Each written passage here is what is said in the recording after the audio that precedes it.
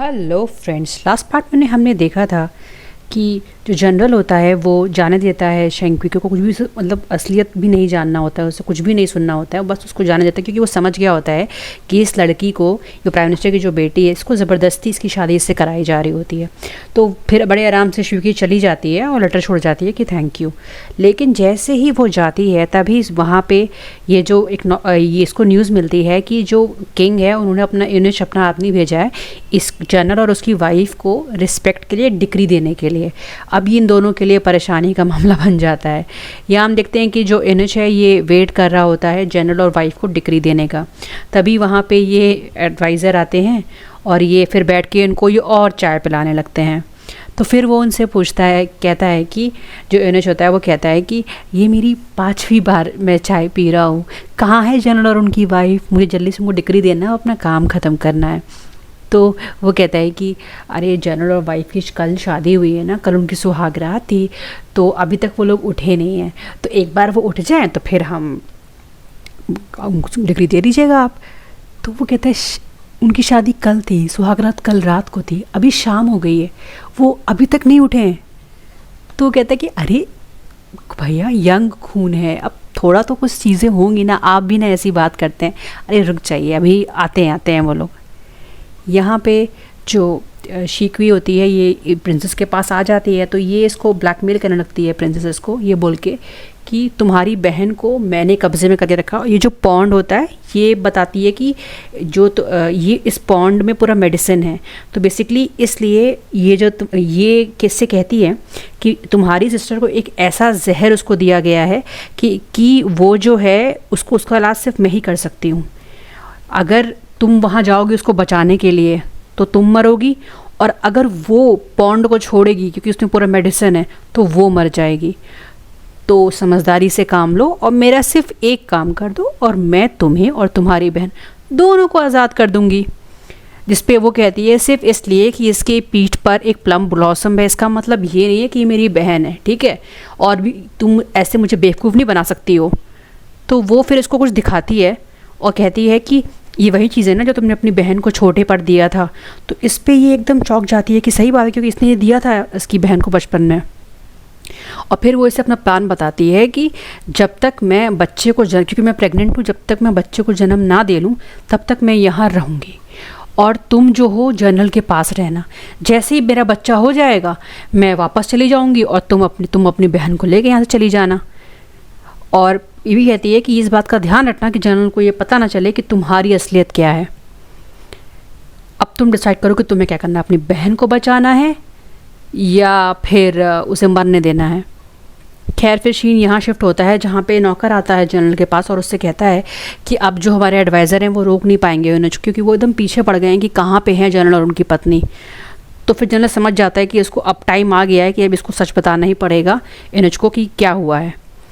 तभी होता क्या है कि घर पे ये वापस आ जाती है और इसको एकदम देख के ये, क्योंकि जाहिर होता है इनिच को सच बताना, तो शॉक हो जाता है। फिर ये दोनों दूसरे को देख रहे होते हैं, तभी वहाँ से जो इनिच होता है वो भागने की कोशिश कर रहा होता है, क्योंकि जो एडवाइज़र होता है उसने उसको इतना बोर कर दिया होता है, 16 कहानियाँ उसको सुना चुका होता है, 16 बार चाय पिला चुका होता है। कहते अरे मुझे नहीं सुननी कहानी, अरे छोड़ो मुझे, मैं जा रहा हूँ यहाँ से, मैं नहीं रुकूंगा। लेकिन ये उसको पकड़े रहता है। तो फिर ये देखता है कि अच्छा, फिर ये देख लेता है कि ये खड़ी है, कहता है अरे यही बीवी है ना जनरल की, कहता है हाँ। उसके बाद फिर ये इन दोनों को डिक्री देता है जिसको ये लोग कबूल करते हैं। यहाँ फिर ये अपना अकेले में खड़ी होती है रात के टाइम और ऐसे बाहर देख रही होती है। तभी इसको फायरफ्लाइज जुगनू दिखते हैं, तो एकदम खुश हो जाती है। पीछे से जनरल आता है, पहले तो उसके थोड़ा पास खड़ा होता है, फिर देखता है कि बहुत प्यार से एकदम खोई हुई एकदम जुगनू के साथ, जुगनू रोशनी कर रहा था, एकदम खोई हुई है उसमें। तो फिर थोड़े से और पास आता है और फिर उससे कहता है कि अभी तो सिर्फ मैं आया है, पता नहीं कहता जुगनू आ गए। तो एकदम थोड़ा देख के एकदम चौंक जाती है कि एकदम से उसके पास खड़ा होता है।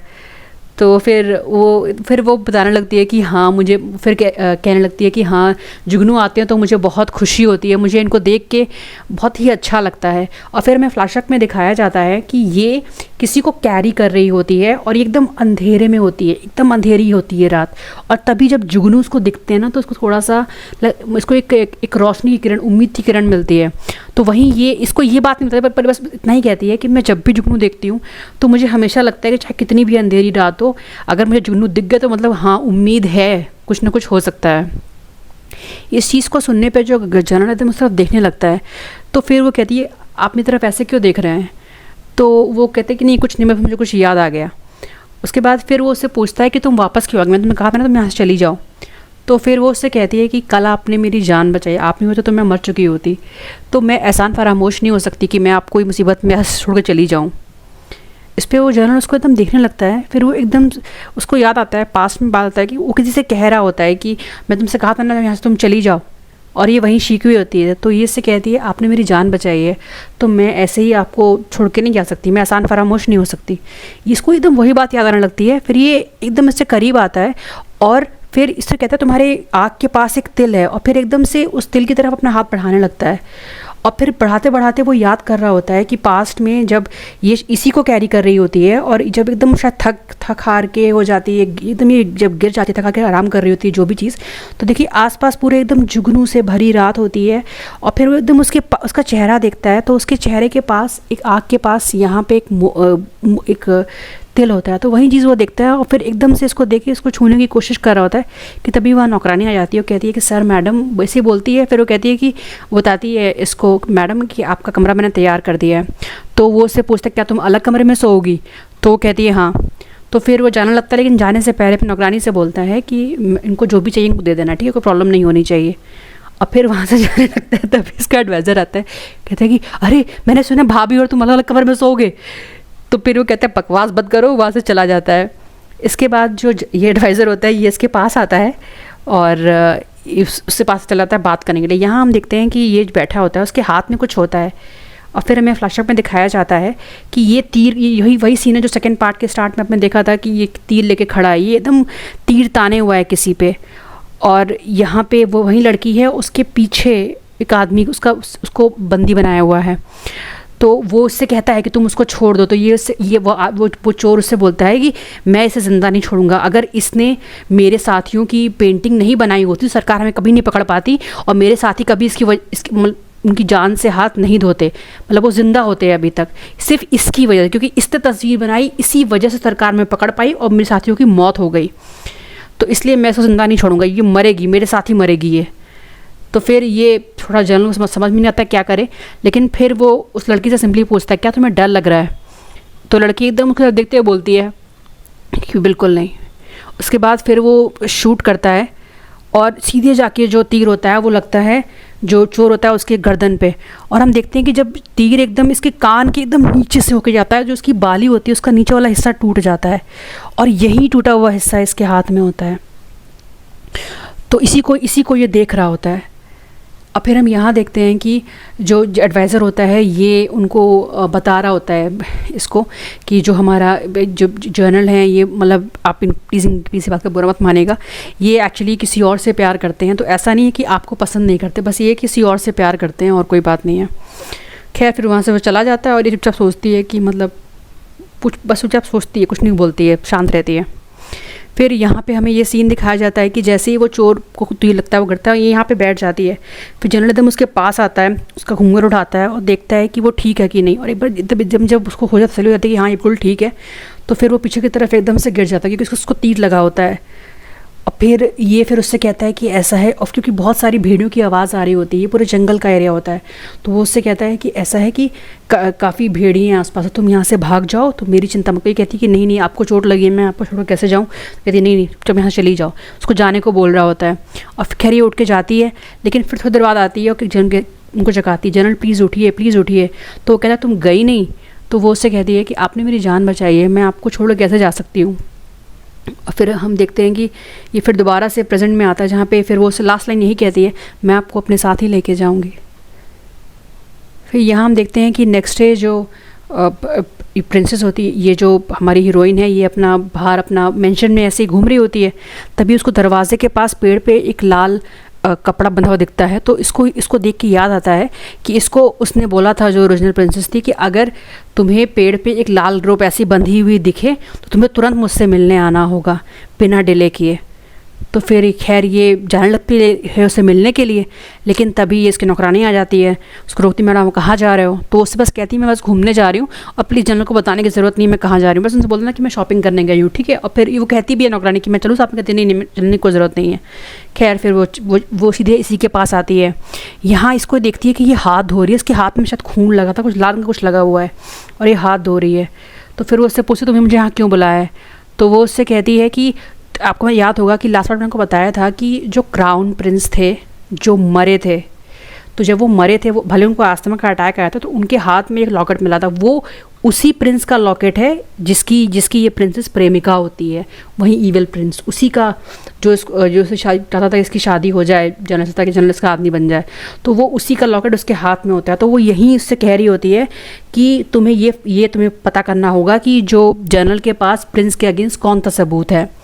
तो फिर वो उससे कहती है मैंने तुमसे सिर्फ यही कहा था कि मैं तुम्हारी जगह मेंशन में रहूँगी जनरल की वाइफ बन के, मैंने ये नहीं कहा था कि तुम्हारा गैर कानूनी काम करूँगी। तो वो उससे कहती है कि तुम करो ना करो पर मैंने तुम्हारे लिए बहुत अच्छा काम कर दिया है। उसके बाद फिर वो उसको लेके जाती है और ये दिखती है कि वो जो नौकरानी होती है जिसने इशारा किया होता है इसको मरवाने के लिए, क्योंकि इसके भाई ने धमकाया होता है, वो एकदम मरी होती है। इसको देख के एकदम ये चौंक जाती है और उससे पूछ रही है तुमने क्या किया, तुमने क्यों मार दिया इसको? तो फिर एकदम गुस्से में उससे कहती है कि इसने मेरी भाई की मदद की थी मुझे जान से मारने के लिए, पागल मैं से इसको जिंदा छोड़ना गलत होता, इसलिए मैं जान से मार दिया। ये देख के थोड़ा गुस्से में आ जाती है क्योंकि समझती है कि मतलब ये दिन ब दिन ही समझती है कि ये लड़की नॉर्मल नहीं है, ये खतरनाक लड़की है।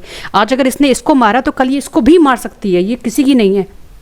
तो फिर वो वहाँ से जाने लगती है, कहती है मैं तुम्हारे लिए कुछ भी नहीं करूँगी। और लेकिन जैसे ये बाहर जाती है तो पीछे से वो कहती है पर तुम्हारी बहन का क्या होगा, उसको तो दवा चाहिए ना उस जहर के लिए। इतना बोलती है तो फिर ये रुक जाती है। वहाँ हम देखते हैं कि जनरल से मिलने यही प्रिंस आया होता है, जो प्रिंसेस का वो प्रेमी होता है, ईवल प्रेमी, उससे आया होता है। तो वो उसके लिए कई सारे गिफ्ट लाया होता है जनरल के लिए, जनरल को मक्खन लगाने के लिए। तो जनरल उससे वहीं कह रहा होता है कि इन गिफ्ट की कोई ज़रूरत नहीं थी।